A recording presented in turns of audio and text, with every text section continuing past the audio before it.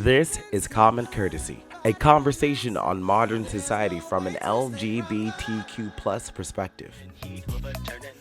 A talk show for working LGBTQ plus individuals and allies who are active in their own communities and who also wish to stay woke about what's happening in today's world. With your host, Sean Nicholas. I'm still sour for not winning this little acting award in high school. I'm still sour. Angelique Young. I can't do the caged bird thing. It's not my thing. I'm literally, my symbol is a freaking half man. And Ivan Alexander. Oh, I need to change this. No, you can't change this. Okay, before Gaga, I was born this way. Okay, This is Common Courtesy. that was doomed from the start. Bulging and shit. Yeah. Oh my That was god. doomed from the start. Around Sue's or whatever, and No, that was me. but that's our stereo. So, let's start the conversation.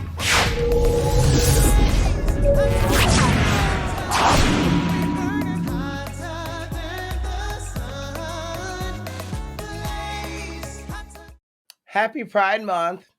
I'm Sean Nicholas, and I am your host and moderator, and this is Common Courtesy.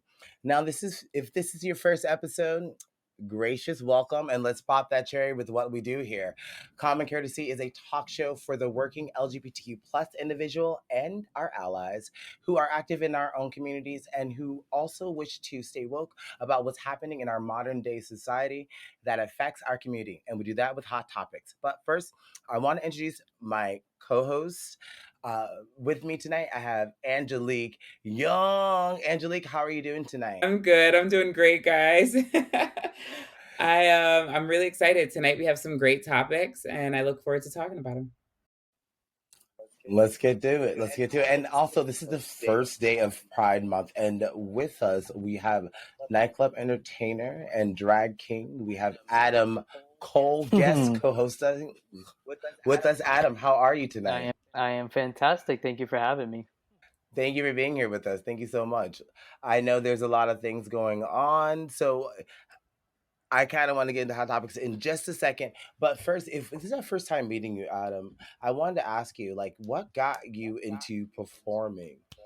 When I was 18, I went to my first drag bar, and when I grew up, like, it just wasn't a thing, wasn't talked about. Like, I didn't know those outlets existed. So I had a friend. When I turned 18, she was like, "Let's go." And when I went, it completely like blew my mind.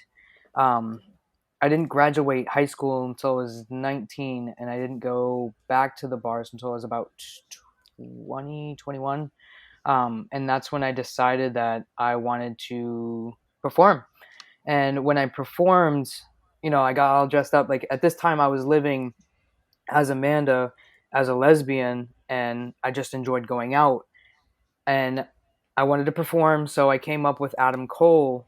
And when I started performing, I fell in love with Adam to the point where, like, I just wanted to keep performing, keep being Adam, because that made sense to me. And it ended up, that was my way of finding my true identity and who I was as a person. So I just kind of embodied that character and just fulfilled who I was as a person. So that's how I kind of, the full thing. So with Pride Month, here, I want to ask you, like, what does this month mean to you? Kind of threw that in It there. means everything.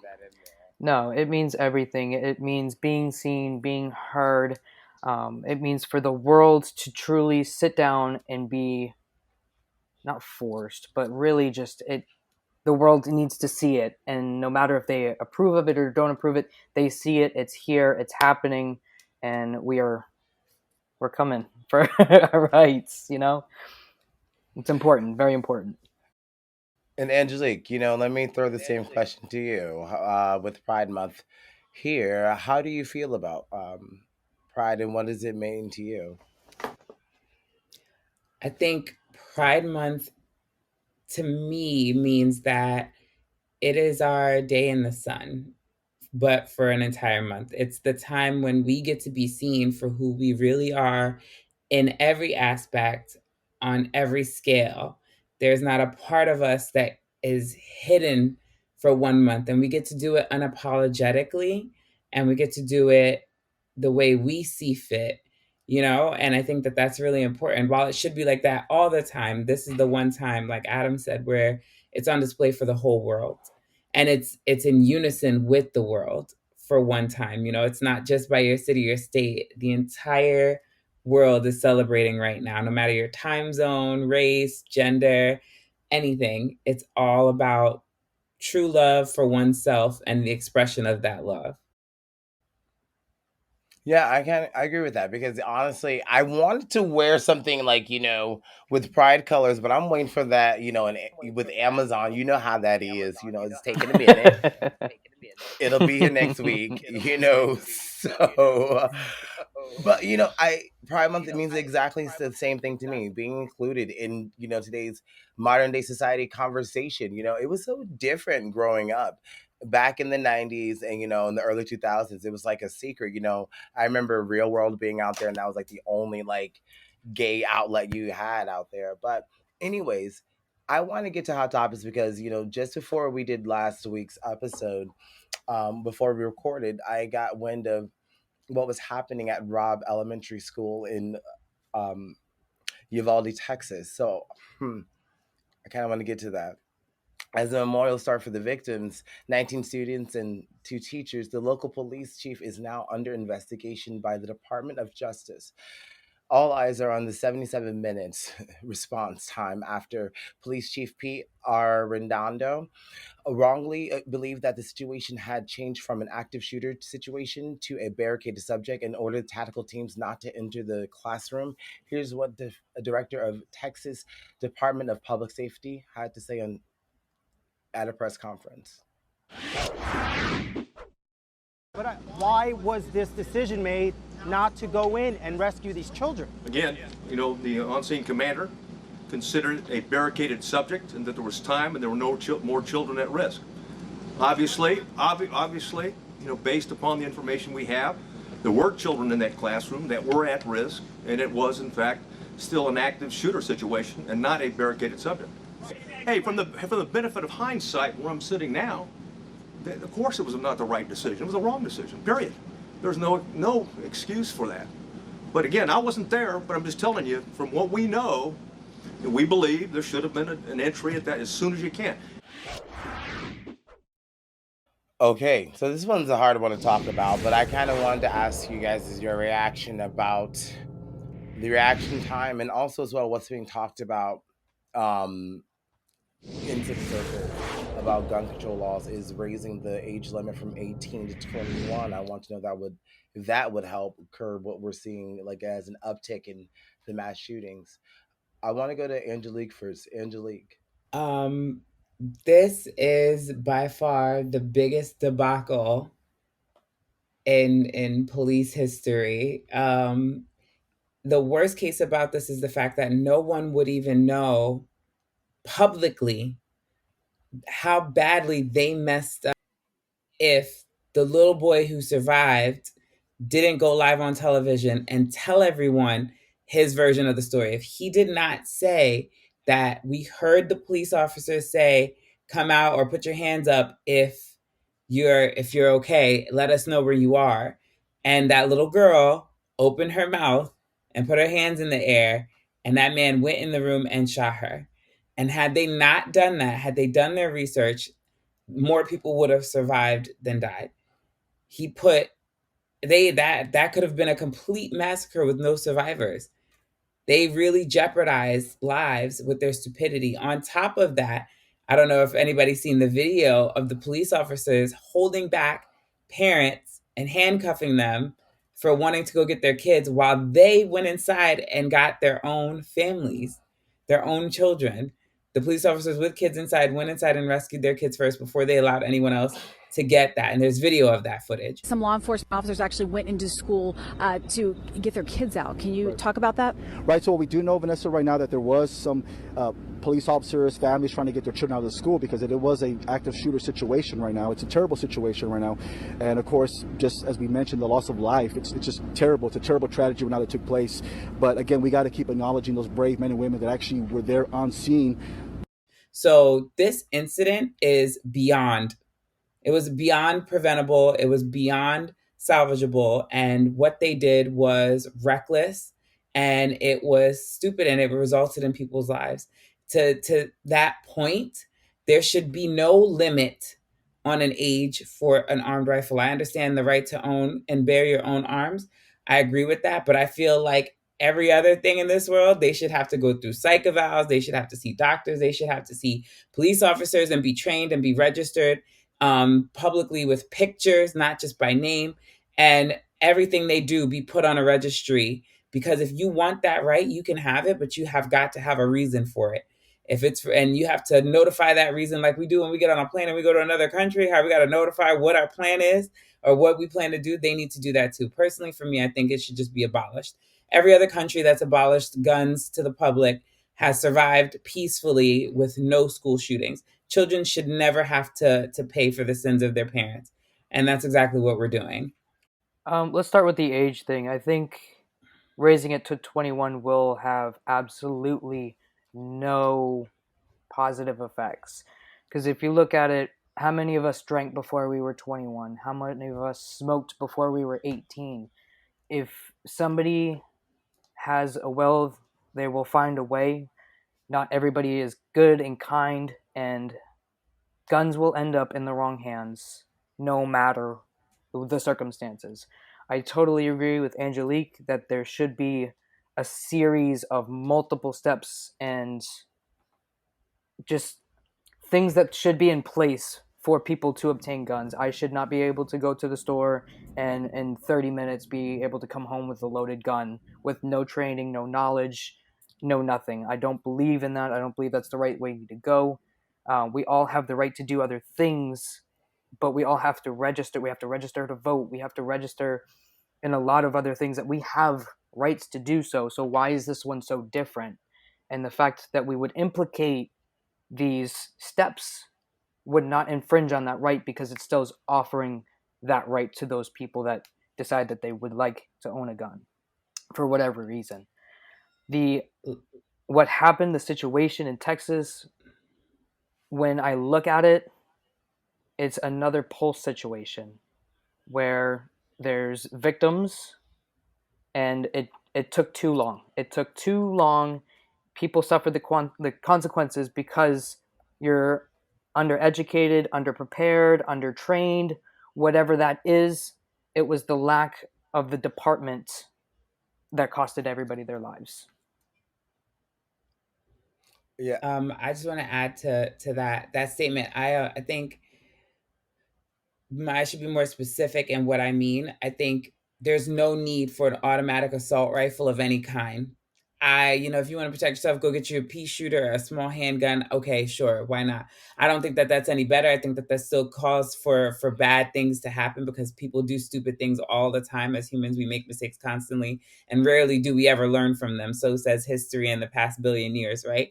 But I think that if they take all assault rifles and all automatic shooting weapons, period, off the shelf, you're going to see a lot less. You don't see anybody going in with a hunting bow. You don't see anybody going in with a hunting knife or a machete and going and chopping people up, right? It's not smart in their minds. Everybody wants an easy way out. So if you take the easy way out, that causes people to have to learn how to shoot. They have to learn how to aim. They have to put some actual effort into it.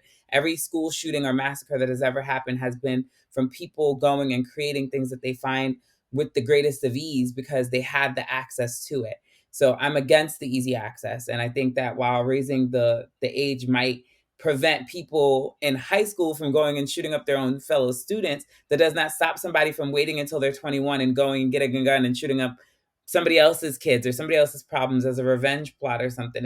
It's always going to happen, whether there's a will and there's a way. Yeah, and I think Adam touched on that earlier when he said, how many times did we smoke smoke cigarettes or bought alcohol before the age of 21? I just kind of wanted to say the training thing, like they were actually trained 2 months for a situation like this. I just don't understand why do they stand outside. It's kind of like what happened in the Parkland shooting. I think Parkland's why I created this show so I can say my piece. But yeah, raising the age.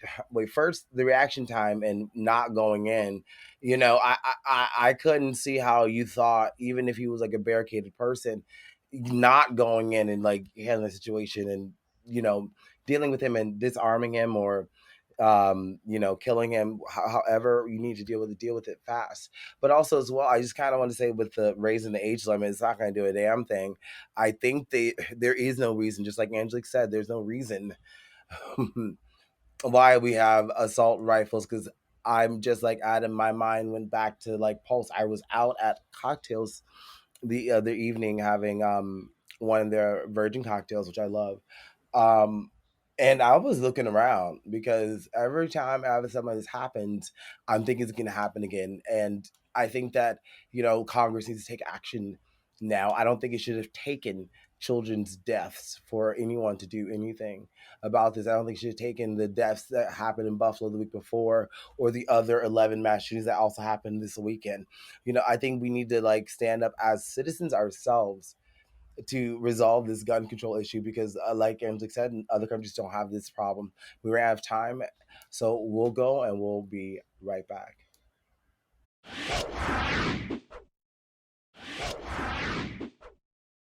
And we're back, everybody. I want to get to this next topic because it is Pride next month, and San Francisco is kind of starting what New York City did with the Pride Parade. So let's get into it. So for the second year in a row, and until I think 2025, uniformed police officers are banned from marching in the New York City Pride Parade. Organizers ban officers from wearing uniforms during the march. I think before the 2021 parade, citing the long-standing issues over safety and the strained relationship with police and the LGBTQ plus community, especially the Black and Brown and trans community. Uh, Controversy over this issue was reawakened this year as San Francisco Pride organizers have also banned police officers from marching in their uniforms during this year's Pride Parade. This has sparked boycotts from city officials, especially the mayor and the police and fire departments in San Francisco. Let's take a look at the clip. The San Francisco Pride Parade will be back in June after 2 years of being virtual because of COVID. But there won't be any San Francisco police or sheriff's deputies marching in the parade because Pride organizers are banning uniformed law enforcement from taking part. That would not cause harm to members of our community that uniform represents oppression to. Suzanne Ford is interim director of SF Pride. This is principles, not personalities. She says Pride had suggested a compromise, that the officers march together in shirts that say SFPD. The Pride Alliance, the queer police officers are our siblings. They are part of our community. We know that. But we have other members of our community that don't feel that way. And some top SF officials don't feel that Pride is doing the right thing. San Francisco Mayor London Breed is skipping the parade in protest. In a statement, she said in part, "Let's be very clear about who we are talking about. Brave women and men who not only have the courage to put on their uniforms and go out and risk their lives every day to serve our city, but who also have the courage to do so as openly out women and men in uniform."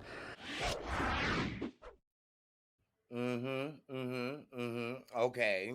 So I want to go to you guys. I want to ask Angelique. So is this the right move? Should we be banning the police officers, from wearing their uniforms in the parade? Because someone said, like, we're talking about inclusion. Is this not what this is?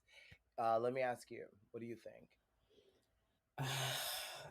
I feel like this is always such a slippery slope type of thing because I always thought that New York City asks for the people in uniform to not be there as a way to make people feel safe, like they're on the perimeter, but they're not in the parade. They're not walking through the streets. They're not, they're on the outside of it, but they're not on the inside of it kind of deal. Like, keep us inside safe was the idea I initially thought when I heard this 2 years ago.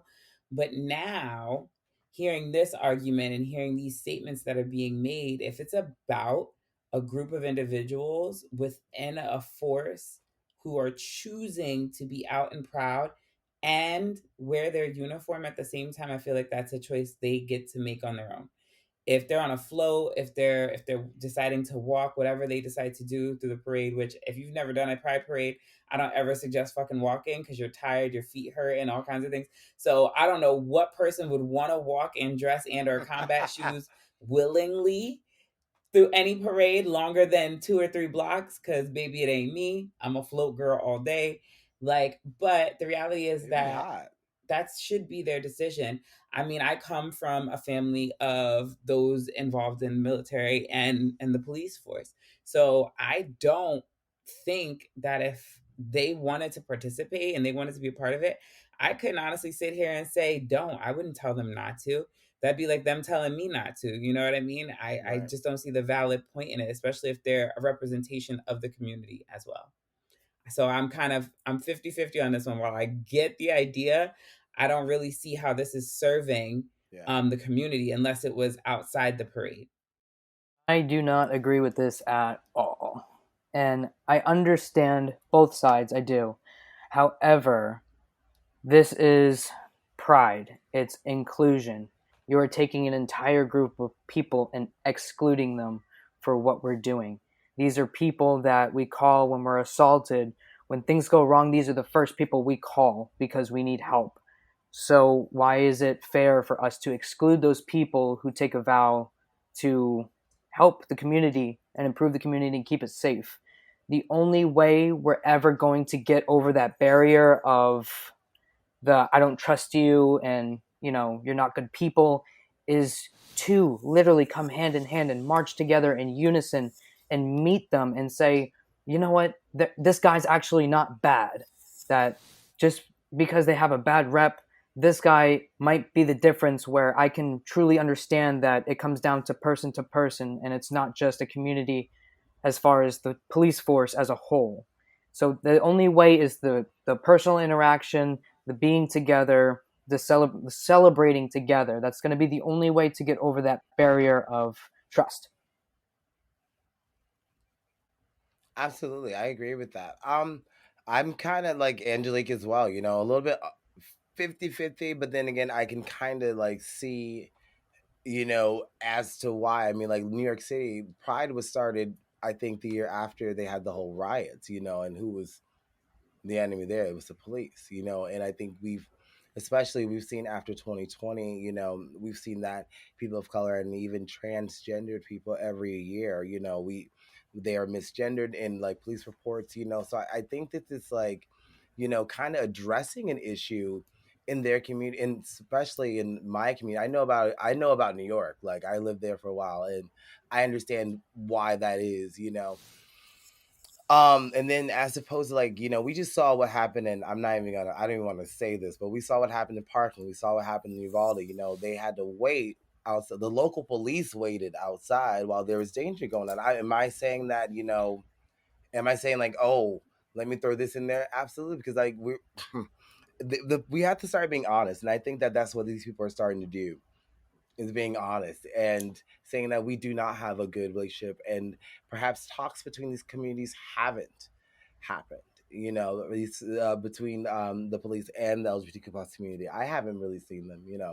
But I think this is up to them, and I don't live in those communities. I live in this one. And if there was a push not to invite the police department to the Pride Parade for these reasons, I would have to agree with it, because I've been in the justice system and I've seen, how people are treated differently, especially trans, especially if you're gay, like, oh my God, Jesus That is a heavy Christ. burden to ask people to carry, though. These people are not those people. These people are people who are choosing to want to be in the parade and want to represent every aspect of their life. They're wanting to stand up and say, not only am I a gay man or a trans woman or a trans man or any of those verbiages, but I also am the person who protects you. I'm the person who answers the call. I'm the person who chooses to put on the uniform. And that's what that mayor is saying. Now, I personally do not like that she's choosing not to go. That seems like a cop out to me, because you could still release your statement. You could still stand there in solidarity with those officers, and you could walk with them, and you could be a beacon for them, and you could be a true ally. Staying home at this point does nothing. You're creating more separation. You're not helping the cause. So we have to remember, we cannot burden every city and every state with the problem of an overall system. This is something that is more personal. This is a personalized attack. It's not like they're saying the police force can't come at all. They're saying that if they come, they have to wear a T-shirt that says SFPD. Right. They can't come in their uniform. So they're not saying they can't come. They're not saying they can't be involved. They're just asking that they leave the uniform at home. You can still have SFPD pride. You can still be a part of it. But for some people, like for me, if I'm being hired as a drag queen to show up to an event and be that representation of that party, that's like, oh, we want to invite you, but we want you to come as Ronnie. We don't want you to come as Angela. We want you to come as Ronnie. That's that shit my family used to tell me when I was in the closet. We don't want Angelique to show up. We want Ronnie. We don't want you to bring your whole beautiful stuff. We want you to dumb it down. We want you to be a little quiet today. In a room full of loud ass people, you're gonna ask people to be quiet. Think about what you're really asking by doing that. It's not okay. So I agree with the mayor's words. I don't agree with her actions. I think that this is not the right way to go about it. I think if you want to lower the police visibility, in terms of the security, so people can feel safe having them show up, maybe put their little bulletproof vest underneath their t-shirt, give them a little jean day action, Friday party, whatever. Okay, I'm here for it. I'm dead. But I think you have to remember, at some point in time, we have to remember the second we start to open ourselves up to this is the second we open ourselves up to a can of worms and other issues. And let me go to So Adam. I'm gonna jump on that. Absolutely. So we're just talking about mass shootings, and every pride parade we've been to, we see the protesters, we hear them, they try to get as involved as they legally can, they get around people and then frustrate people. I think it's very important for police to be able to be easily identified. So if there is a problem, if there is somebody sketchy walking around, that we are able to identify who those police officers are and get those things addressed. Because what these protesters do is they pick and they pick and they pick and they pick until our members get so frustrated that there's an altercation, we get arrested, and that's when we get so heated in that moment because of the anger and the lack of knowledge that these other people have. Then we go into this big giant, just because you're not understanding it, and that's, I think, where the police step in, and that's where bad things tend to happen because we're so emotionally heated in that moment. Whereas if we can say, there's a police officer right there, he's harassing this person, we've identified the police officer, we've identified the problem, and we squashed it, it's being addressed, and we can just have a good day all together. I think that's important. Yeah, I think this video was a little bit it was a little bit like targeted because I don't think that the police in uniform aren't going to be they're just not marching, in the parade, or wearing their uniform if they're going to be marching. But I'm pretty sure they have a perimeter, lined up somewhere away from the parade. Because I'll be honest, when I see the police just roll up, shit, I was at work at Bobby the other day, and they have the fucking door open outside, and I forget this Tropicana, they have a game. You be seeing that roop roop. I was like, oh shit, I know I didn't do shit, but don't pretend everybody get a little. As soon as you hear everybody freeze a little bit, right? Let's not act like even in college, the police show up. No one's like, oh, come on in. No one. That's never the reaction with someone I'm not trying to say. I'm just saying this. It's just to be funny, but that's never their reaction. When the police come, oh hell, I was telling my tape, I'm like, if they take me away, I got a secret to tell you. But no, I get a little afraid when I see police officers. Even when I'm walking on the street, I'm gonna be honest about that. And absolutely, I don't think I want to see them marching in the parade. If I was a dead ass, no, I don't want to see them marching in parade, especially after what's been going on in my life and what I've seen people do. No, am I saying that? Oh, we can't blame one bad apple, but that argument to me, it's oh God! But there can be no bridge of a gap. The difference. Well, the difference is this: the difference between the two about being gay and being black is that you can't just take my black off. I can't just take being gay and who I am off. I can't take that. Now, if I was a police officer, that's a career I chose to be in. And especially what I'm now, I'm choosing to do this. And when I was in acting, I wasn't no one forced me or held a gun to my head. No one's holding a gun to these people's heads as well. So I think that's the one argument that when they say, oh, well, we want to share all parts of our lives. Well, if you're being honest, Pride started with a riot between the police because that's what was going on and it still goes on today. So I mean, I think that they're trying to be honest because I don't know what's going on in San Francisco, but I've seen how police have treated, and I'm not saying one or two, like as a general, as a whole of how they're treating trans people in the jail system here. So I'm like, no, it's not perfect, but I don't think that's something that anyone has to celebrate if they don't want to. But it's up to them; it's their choice. But Question. So when people feel like, oh, like I was born to do this, for a police officer that truly feels that they're making a difference in the community and they truly want to serve and help and protect, those are the ones I'm holding on for. Those are the ones that are going to change the world, and those are the ones that are needed most. Last thought is well, I'll be honest, is like I agree with that, but like I never. We're not seeing these people coming in speaking about these issues. Like when you see, like when the police officer when they killed George Floyd, like I'm not really seeing like these officers coming to the table being like, listen, this shit is not right. Like, Which would be a failure of chain of command to me. thank you. The mayor is the situations like that. It's the perpetuation of fear in your voice right here tonight on this. I see and hear the fear based off of your past experience. You're not even in that state. You've never had an excuse to be involved with those people or with those officers. Those officers are once again gay and a part of our pride.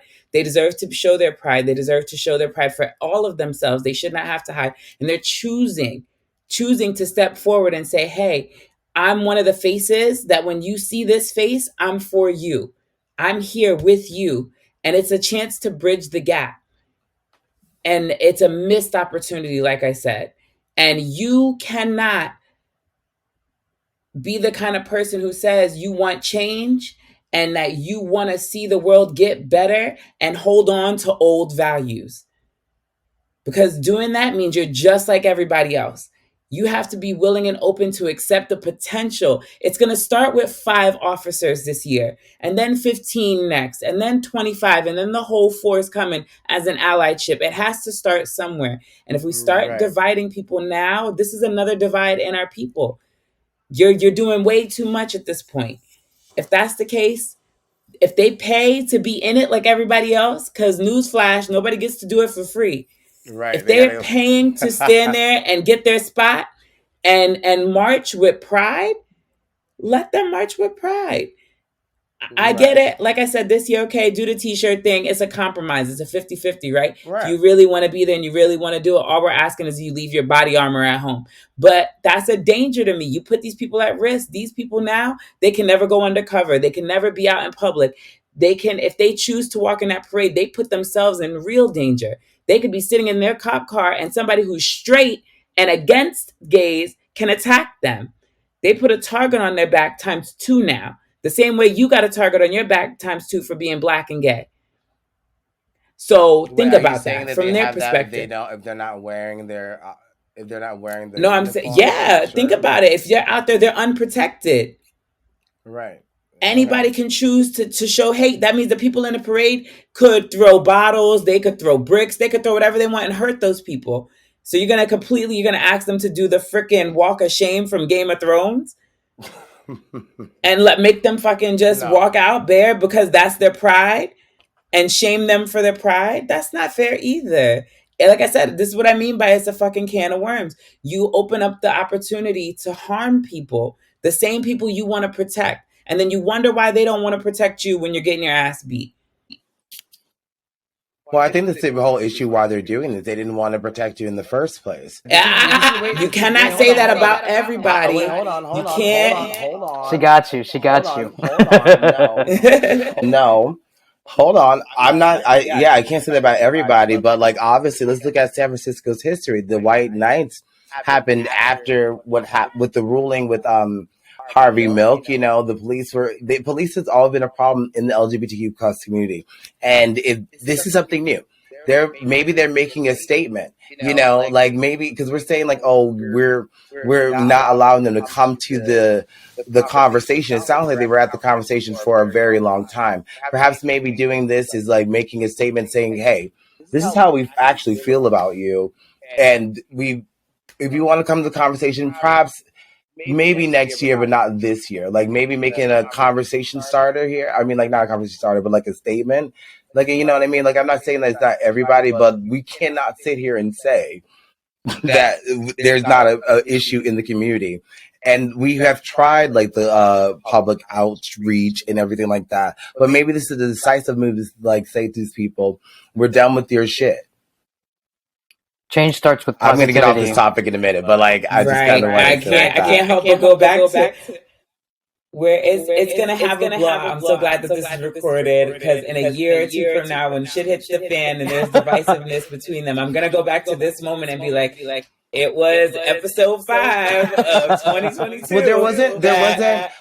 Well, we can look at like New York. There wasn't a problem when they asked the police officers not to have them, and it was a compromise. It was a work together situation, which is why we didn't have the blast back. It was a complete and total. They came together and worked together. Is what I. And you gotta go see New York Pride to fucking understand it. I don't know what San Francisco Pride look like, but I've been to New York Pride a good couple times in my life. And baby, it's a necessity for your comfort, for your safety. 10 years ago when I went, like they're not. Like I said, they're not. Wait, the compromise was they're not wearing the uniforms in the parade. They have a safety parameter like around the parade, which I believe that's what they're gonna do in San Francisco.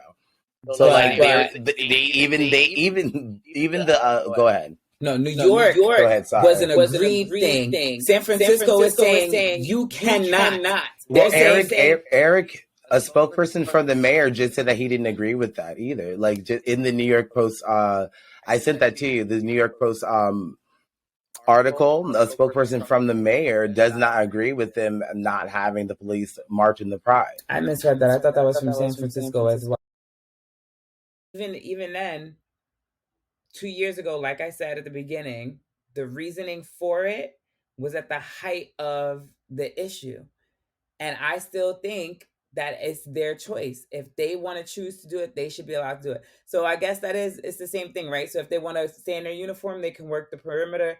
But if you want to be in a parade, you got to wear the t-shirt. But San Francisco and New York are two different places. And I would not feel safe in San Francisco. In New York, I would feel safe.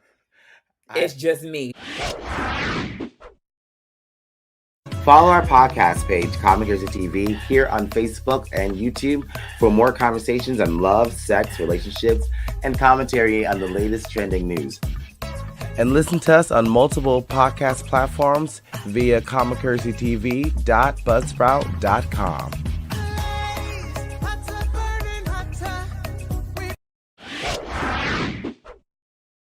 And we're back, everyone. Yes.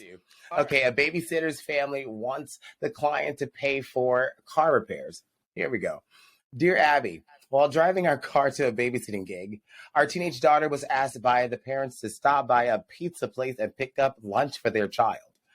While pulling into the restaurant's parking garage, she hit a post, which caused significant damage to the bumper.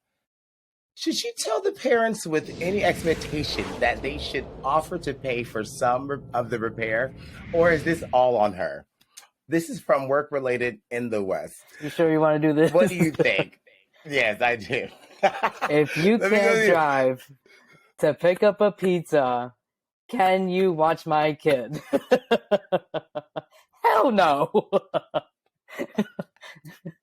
I don't know why you should be embarrassed to yourself, and you should never tell nobody that ever happened. I already know what you're gonna say. It's definitely on the daughter. If I was on my way to work, now if the kids were in the car, if she was doing something with the children and she was at work and currently working, then that would be it. If they were paying her from the time she went to go get the pizza, I guess we could technicality it. But the truth is that they were like, hey, you're on your way. Do you mind picking up the pizza? And you fucked up and caused significant damage. like to your car in the front, meaning you didn't hit the brake or you wasn't paying attention or whatever. Like, cause girl, that pole was there before you got there. It didn't come out of nowhere. This is not some situation. I think what offends me more is that her parents are like, they should pay for it. Like, no, your daughter fucked up, and if the car is in your name, you need to pay for it, and you need to make sure that your daughter knows how to park officially, or put bumpers on that shit, because like, because they're the ones riding in. The parents are the ones riding in. I have never in my whole life ever been in an accident on my way to work and my job been like, y'all got to pay me for that, because I wouldn't have been where I was at if I wasn't coming to you. I would have. I can't. The universe had other plans. She would have, whatever happened, it was going to happen no matter where she was going that day. She could have turned down. She could have said no. She could have said, actually, I'm on the other side of town. I can't go pick up the pizza. And then hit something else, like, because it sounds like, it sounds, because it sounds like her parents, it comes, you know how they say, oh Lord, the apple don't fall too far from the tree. The parents are writing in. Think about it, because I can see my ass writing to Dear Abby. Hey, Abby. I'm like, Adam, I wouldn't say shit about this. This is embarrassing a little bit. I'm like, oh, should the parents pay for the damages? Girl, if you call my ass with this shit, listen, I will beat you. Not only am I not going to pay. Hold on. But hold on. Yeah, right. Fired. Not only am I going to pay, you're fired. After you fired after I beat this ass a little bit, because there's some shit that people say is completely, absolutely ridiculous. Like why? Oh, and I like how he throws in, oh, well, we asked her to go and buy a pizza. That has nothing to fucking do with it, because if she didn't hit that pole, she was going to probably hit something else, like the car. When she pull it in, because obviously it sounds like she got no damn control. And I agree with Adam. Can you watch my fucking child? You gonna hit that baby pulling in the driveway. Yeah, because well, think about it. If you're a babysitter, my mom ran a daycare. Wow, I have a life. My mom ran a daycare when I was in middle school and to high school. And, I would have to think that sometimes you have to drive somewhere with the kids. So you're just out here. What if something happened? You have to go drive somewhere with the baby in the car. You're just willy-nilly driving somewhere. You can't fucking park anywhere. You just fucking up people's cars, scaring this child half to death. We got a teenager in the car. This is telling me that your teenage damn ass daughter don't need to be behind the wheel no more. And your insurance just went the fuck up. So that's what's going to happen. That's what's going on. I'm done with this one. I think everybody else is, because we said we had to say, because we keep it real here on Common Courtesy. And I just want to thank you guys for listening to this episode. And I also want to thank our special guest, Adam, for coming in with us and sharing his views on how you're feeling about hot topics. Thank you so much for being with us, Adam. Thank you so much for inviting me. I appreciate it. And thank you to Angelique as well. And guys, we will see you guys next week. And like I always say, try to have a little bit more common courtesy. Have a good one.